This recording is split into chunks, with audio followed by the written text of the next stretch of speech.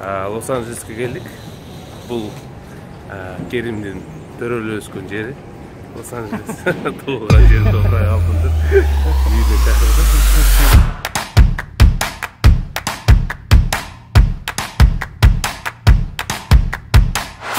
Так, достор, азыр Конор Макгрегор менен Флойд Мейвезер чыкмакчы.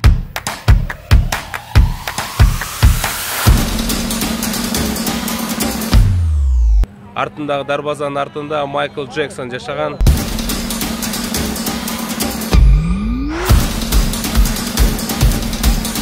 Кыргызстан у нас сердце.